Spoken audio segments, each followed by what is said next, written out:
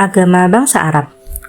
Mayoritas bangsa Arab mengikuti dakwah Ismail alaihissalam, yaitu tatkala beliau menyeru kepada agama bapaknya Ibrahim alaihissalam, yang intinya menyembah kepada Allah, mengesahkannya, dan memeluk agamanya.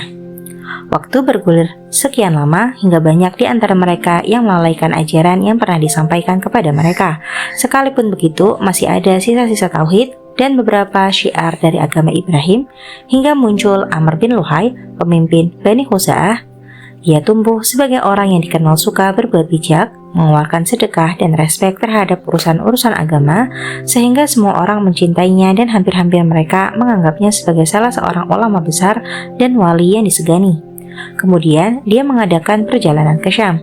Di sana dia melihat penduduk Syam yang menyembah berhala dan menganggap hal itu sebagai sesuatu yang baik serta benar. Sebab menurutnya Syam adalah tempat para rasul dan kitab.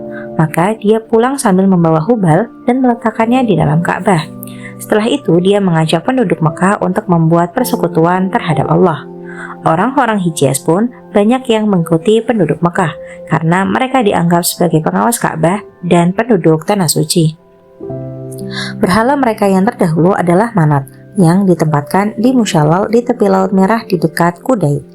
Kemudian mereka membuat Lata di Taif dan Uzza di Wadi Nakhlah. Inilah 3 berhala yang paling besar.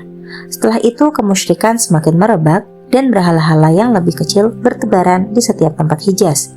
Dikisahkan bahwa Amr bin Luhai mempunyai pembantu dari jenis jin.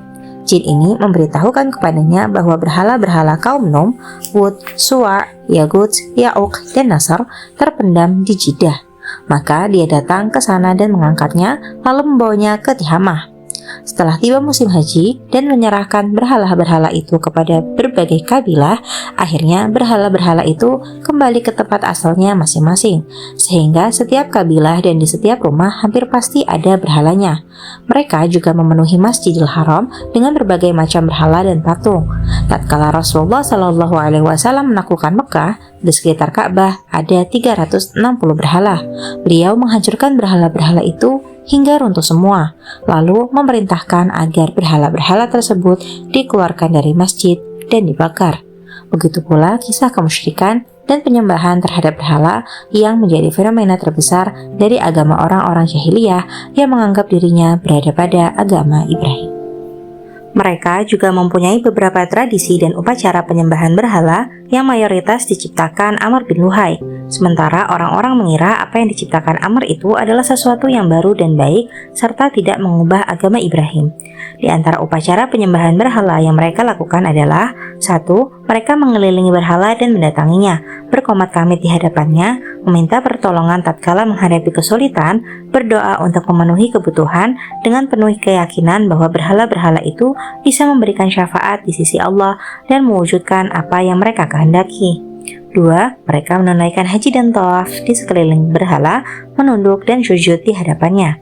3. Mereka bertakarub dengan menyajikan berbagai macam korban, menyembelih hewan piaraan dan hewan korban demi berhala dan menyebut namanya. 2 jenis penyembelihan ini telah disebutkan Allah dalam firman-Nya, dan apa yang disembelih untuk berhala. Al-Maidah ayat 3. Dan janganlah kalian memakan binatang-binatang yang tidak disebut nama Allah ketika menyembelihnya. Al-An'am ayat 121.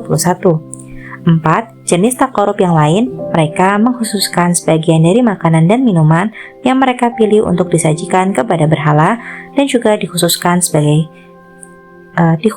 bagian tertentu dari hasil panen dan binatang piaraan mereka. Ada pula orang-orang tertentu yang mengkhususkan sebagian lain bagi Allah. Yang pasti mereka mempunyai banyak sebab untuk memberikan sesaji kepada berhala yang tidak akan sampai kepada Allah, dan apa yang mereka sajikan kepada Allah hanya sampai kepada berhala-berhala mereka. Firman Allah, dan mereka memperuntukkan bagi Allah satu bagian dari tanaman dan ternak yang telah diciptakan Allah. Lalu mereka berkata sesuai dengan persangkaan mereka, ini untuk Allah dan ini untuk berhala-berhala kami. Maka sajian-sajian yang diperuntukkan bagi berhala-berhala mereka tidak sampai kepada Allah, dan saji-sajian yang diperuntukkan bagi Allah, maka sajian itu sampai kepada berhala-berhala mereka. Amat buruklah ketetapan mereka itu. Al-An'am ayat 136. 5. Di antara jenis takarub yang mereka lakukan ialah dengan bernazar menyajikan sebagian hasil tanaman dan ternak untuk berhala-berhala. Allah berfirman, dan mereka mengatakan, inilah binatang ternak dan tanaman yang dilarang. Tidak boleh memakannya kecuali orang yang kami kehendaki. Menurut anggapan mereka, dan ada binatang ternak yang diharamkan menunggangnya, dan binatang ternak yang mereka tidak menyebut nama Allah di waktu menyembelihnya semata-mata membuat-buat kedustaan terhadap Allah. Al-An'am ayat 138. 6. Ada pula al-bahirah, al-sa'ibah, al-wasilah, al-hami yang diperlakukan sedemikian rupa sebagai berhala. Ibnu Ishaq berkata, al-bahirah, anak as-saibah, yaitu onta betina yang telah beranak 10, yang semuanya betina dan sama sekali tidak mempunyai anak jantan. Onta ini tidak boleh ditunggangi, tidak boleh diambil bulunya, dan susunya tidak boleh diminum kecuali oleh tamu. Jika kemudian melahirkan lagi anak betina, maka telinganya harus dibelah. Setelah itu, ia harus dilepaskan secara bebas bersama induknya, yang juga harus mendapatkan perlakuan yang sama. Al-wasilah adalah domba betina yang mempunyai 5 anak kembar, yang semuanya betina secara berturut-turut. Domba ini bisa dijadikan sarana takarub. Oleh karena itu, mereka berkata, aku mendekatkan diri dengan domba ini. Tetapi jika setelah itu melahirkan anak jantan dan tidak ada yang mati, maka domba ini boleh disembelih dan dagingnya dimakan. Al-hami adalah onta jantan yang sudah membuntingi 10 anak betina secara berturut-turut tanpa ada jantannya. Onta seperti ini tidak boleh ditunggangi, tidak boleh diambil bulunya, harus dibiarkan lepas dan tidak boleh dimanfaatkan untuk kepentingan apapun. Untuk itu Allah menurunkan ayat. Allah sekali-kali tidak pernah mensyariatkan adanya bahirah, saibah, silah, dan hami. Akan tetapi orang-orang kafir membuat-buat kedustaan terhadap Allah dan kebanyakan mereka tidak mengerti. Al-Maidah ayat 103. Allah juga menurunkan ayat, dan mereka mengatakan apa yang di dalam perut binatang ternak ini ada khusus untuk pria kami dan diharamkan atas wanita kami, dan jika yang dalam perut itu dilahirkan mati, maka pria dan wanita sama-sama boleh memakannya. Al-An'am ayat 139. Ada pula yang berpendapat ada penafsiran lain dari binatang ternak itu. Sa'id bin al-Musayyab telah menegaskan bahwa binatang-binatang ternak diperuntukkan bagi togut-togut mereka. Di dalam As-Sahih disebutkan secara marfu' bahwa Amr bin Luhai adalah orang pertama yang mempersembahkan onta untuk berhala. Bangsa Arab berbuat seperti itu terhadap berhala-berhalanya dengan disertai keyakinan bahwa hal itu bisa mendekatkan mereka kepada Allah dan menghubungkan mereka kepadanya serta memberikan manfaat di sisinya sebagaimana yang dinyatakan dalam Al-Quran. Kami tidak menyembah mereka melainkan supaya mereka mendekatkan kami kepada Allah dengan sedekat-dekatnya. Az-Zumar ayat 3. Dan mereka menyembah selain daripada Allah apa yang tidak dapat mendatangkan kemudaratan kepada mereka dan tidak pula manfaat. Dan mereka berkata, mereka itu adalah pemberi syafaat kepada kami di sisi Allah. Yunus ayat 18. Orang-orang Arab juga mengundi nasib dengan menggunakan al-azlam, anak panah yang tidak ada bulunya.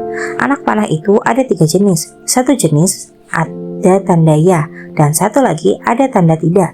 Mereka mengundi nasib berkaitan dengan perbuatan yang dikehendakinya, seperti berpergian, menikah, atau lain-lainnya yang menggunakan anak panah itu.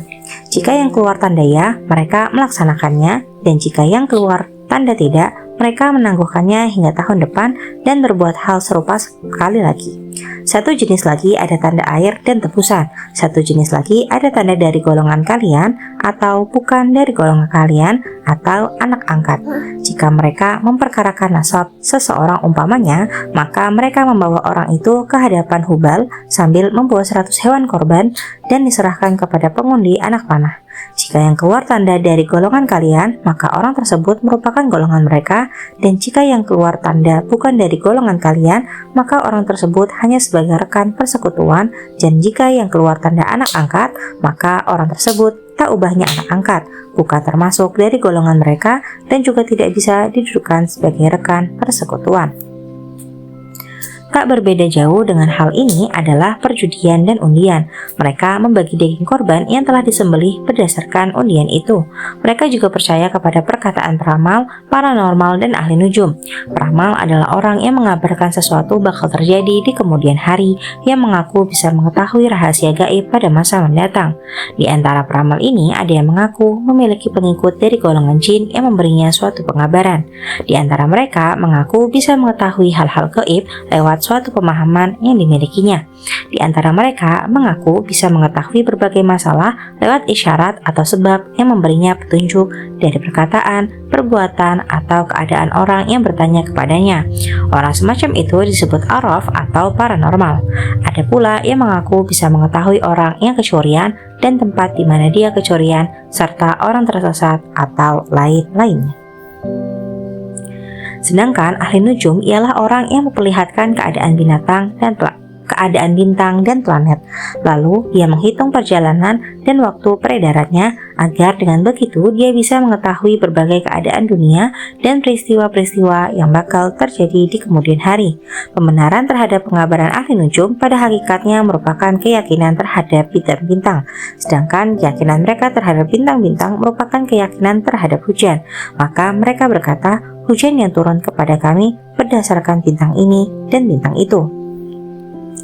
Di kalangan mereka juga ada atiyarah atau meramal nasib sial dengan sesuatu. Pada mulanya mereka mendatangkan seekor burung atau biri-biri lalu melepasnya. Jika burung atau biri-biri itu berlalu ke arah kanan, maka mereka jadi bepergian ke tempat yang hendak dituju, dan hal itu dianggap sebagai pertanda baik. Jika burung atau biri-biri itu mengambil jalan ke kiri, maka mereka tidak berani berpergian dan mereka meramal hal itu sebagai tanda kesialan. Mereka juga meramal sial jika di tengah jalan mereka bertemu burung atau hewan tertentu. Tak berbeda jauh dengan hal ini adalah kebiasaan mereka yang menggantungkan ruas tulang kelinci. Mereka juga meramal kesialan dengan sebagian hari, bulan, hewan, atau wanita. Mereka percaya bahwa orang yang mati terbunuh, jiwanya tidak tentram jika dendamnya tidak dibalaskan.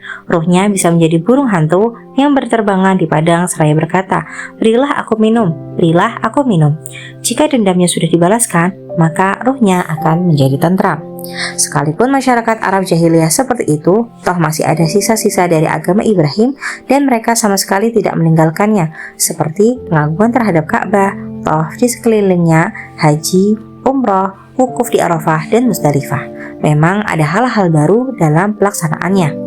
Di antaranya orang-orang Quraisy berkata, "Kami adalah anak keturunan Ibrahim dan penduduk Tanah Suci, penguasa Ka'bah dan penghuni Mekah. Tak seorang pun dari bangsa Arab yang mempunyai hak dan kedudukan seperti kami, maka tidak selayaknya bagi kami untuk keluar dari Tanah Suci. Oleh karena itu mereka tidak melaksanakan wukuf di Arafah, tidak ifadah dari sana, tapi ifadah dari Musdalifah." Tentang hal ini Allah menurunkan ayat, "Kemudian bertolaklah kalian dari tempat bertolaknya orang-orang banyak." Arafah, Al-Baqarah ayat 199. Hal-hal baru lainnya, mereka berkata, tidak selayaknya bagi orang-orang Quraisy untuk memberi makan keju dan meminta samin tatkala mereka sedang ihram. Mereka tidak boleh masuk Baitul Haram dengan mengenakan kain wol dan tidak boleh berteduh jika ingin berteduh di rumah-rumah pemimpin selagi mereka sedang ihram. Mereka juga berkata, penduduk di luar Tanah Suci tidak boleh memakan makanan yang mereka bawa dari luar Tanah Suci ke Tanah Suci, jika kedatangan mereka itu dimaksudkan untuk haji dan umroh. Hal-hal baru lainnya, mereka menyuruh penduduk di luar Tanah Suci untuk tetap mengenakan ciri pakaiannya sebagai penduduk bukan Tanah Suci, selagi baru datang untuk melakukan tawaf awal. Jika tidak memiliki ciri pakaiannya sebagai penduduk luar Tanah Suci, maka mereka harus tawaf dalam keadaan telanjang. Ini berlaku untuk kaum laki-laki, sedangkan kaum wanita harus melepaskan semua pakaiannya kecuali baju rumahnya yang longgar. Saat itu mereka berkata, "Hari ini tampak sebagian atau semuanya, apa yang tiada tampak tiada diperkenankannya." Lalu Allah menurunkan ayat mengenai hal ini. "Hai anak Adam, pakailah pakaian kalian yang indah di setiap memasuki masjid." Al-A'raf ayat 31. Pakaian yang dikenakan penduduk luar Tanah Suci harus dibuang setelah melakukan tawaf awal dan tak seorang pun boleh mengambilnya lagi. Begitu pula orang yang bersangkutan. Hal baru lainnya, mereka tidak memasuki rumah dari pintunya selagi dalam keadaan ihram, tetapi mereka membuat lubang di bagian belakang rumah dan dari lubang itulah mereka keluar masuk rumahnya. Mereka menganggap hal itu sebagai perbuatan yang baik, maka Al-Quran melarangnya. Dan bukanlah kebaktian itu memasuki rumah-rumah dari belakangnya, akan tetapi kebaktian itu ialah kebaktian orang yang bertakwa. Al-Baqarah ayat 189. Semua gambaran agama ini adalah agama syirik dan penyembahan terhadap berhala, keyakinan terhadap khayalan dan khurafat. Begitulah agama mayoritas bangsa Arab. Sementara sebelum itu sudah ada agama Yahudi, Masehi, Majusi, Syabi'ah yang masuk ke dalam masyarakat Arab. Orang-orang Yahudi mempunyai dua latar belakang sehingga mereka berada di Jazirah Arab yang setidak-tidaknya digambarkan dalam dua hal berikut ini. 1. Kepindahan mereka pada masa penaklukan bangsa Babylon dan Asyur di Palestina yang mengakibatkan tekanan terhadap orang-orang Yahudi, penghancuran negeri mereka dan pemusnahan mereka di tangan Bukhtanasor pada tahun 587 sebelum Masehi. Banyak di antara mereka yang ditawan dan dibawa ke Babilonia. Sebagian di antara mereka juga ada yang meninggalkan Palestina dan pindah ke Hijaz. Mereka menempati Hijaz bagian utara. 2. Dimulai dari pencaplokan bangsa Romawi terhadap Palestina pada tahun 70 Masehi, yang disertai dengan tekanan terhadap orang-orang Yahudi dan penghancuran haikal-haikal mereka, sehingga kabilah-kabilah mereka berpindah ke Hijaz, lalu menetap di Yasrib, Khaybar, dan Taimah. Di sana mereka mendirikan perkampungan Yahudi dan benteng pertahanan. Maka agama Yahudi menyebar di sebagian masyarakat Arab lewat orang-orang Yahudi yang berimigrasi itu. Yang kemudian mereka juga mempunyai beberapa momen-momen politis yang mengawali munculnya Islam. Saat Islam datang, kabilah-kabilah Yahudi yang terkenal adalah Khaybar, Nadir, Mustalik, Quraizah, dan Qainuqa. As-Samhudi menyebutkan di dalam buku Wafa'ul Wafa bahwa jumlah kabilah Yahudi saat itu lebih dari 20. Sementara agama Yahudi masuk ke Yaman karena dibawa As'ad Abu Karib. Awal mulanya dia pergi berperang ke Yasrib dan memeluk agama Yahudi di sana. Sepulangnya ke Yaman, dia membawa dua pemuka Yahudi dari Bani Quraizah sehingga agama Yahudi menyebar di sana. Setelah As'ad meninggal dunia dan digantikan anaknya, Yusuf Dzunnuwas, dia memerangi orang-orang Masehi dari penduduk Najran dan memaksa mereka untuk masuk agama Yahudi. Karena mereka menolaknya, maka dia menggali parit dan membakar mereka di dalam parit itu. Tak seorang pun yang tercecer, laki-laki maupun wanita, tua maupun muda.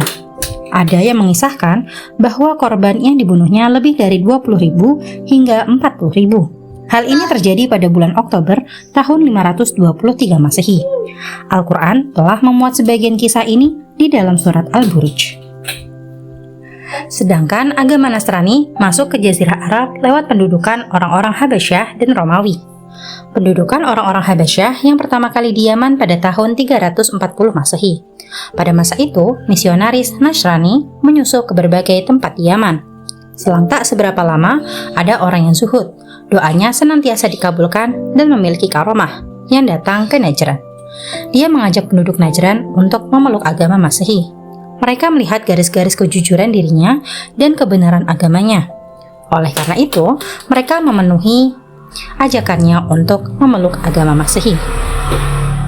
Setelah orang-orang Habasyah menduduki Yaman untuk mengembalikan kondisi karena tindakan Dzunnuwas dan Abrahah memegang kekuasaan di sana, maka agama Masehi berkembang pesat dan sangat maju. Karena semangatnya dalam menyebarkan agama Masehi, Abrahah membangun sebuah gereja di Yaman yang dinamakan Ka'bah Yaman. Dia menginginkan agar semua bangsa Arab berhaji ke gereja ini dan hendak menghancurkan Baitullah di Mekah. Namun Allah membinasakannya. Bangsa Arab yang memeluk agama Nasrani adalah dari suku-suku Gosan, kabilah-kabilah Toglib, Tayy', dan yang berdekatan dengan orang-orang Romawi. Bahkan sebagian Raja Hirah ada pula yang memeluknya. Sedangkan agama Majusi lebih banyak berkembang di kalangan orang-orang Arab yang berdekatan dengan orang-orang Persia. Agama ini juga pernah berkembang di kalangan orang-orang Arab Irak dan Bahrain serta di wilayah-wilayah di pesisir Teluk Arab. Ada pula penduduk Yaman yang memeluk Majusi tatkala bangsa Arab menduduki Yaman. Sedangkan agama Syafi'iyah menurut beberapa kisah dan catatan berkembang di Irak dan lain-lainnya yang dianggap sebagai agama kaum Ibrahim Chaldeans. Banyak penduduk Syam yang juga memeluknya serta penduduk Yaman pada zaman dahulu. Setelah kedatangan beberapa agama baru seperti agama Yahudi dan Nasrani, agama ini mulai kehilangan bentuknya dan surut. Tetapi tetap masih ada sisa-sisa para pemeluknya yang bercampur dengan para pemeluk Majusi atau yang berdampingan dengan mereka di masyarakat Arab dan Irak serta di pinggiran Teluk Arab. Kondisi kehidupan agama. Itulah agama-agama yang ada pada saat kedatangan Islam. Namun agama-agama itu sudah banyak disusupi penyimpangan dan hal-hal yang merusak.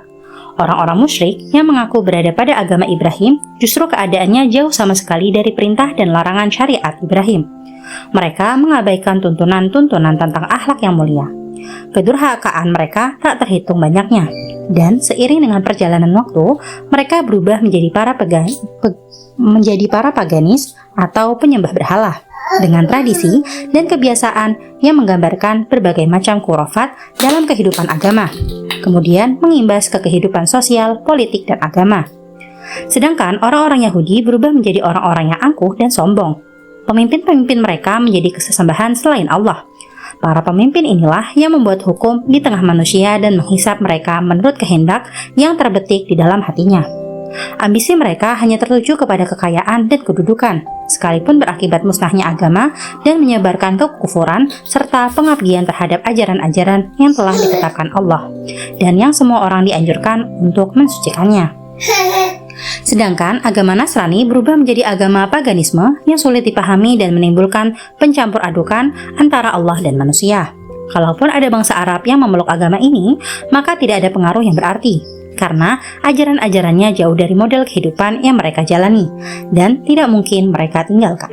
Sedangkan semua agama-agama bangsa Arab, keadaan para pemeluknya sama dengan keadaan orang-orang musyrik. Hati, kepercayaan, tradisi, dan kebiasaan mereka hampir serupa.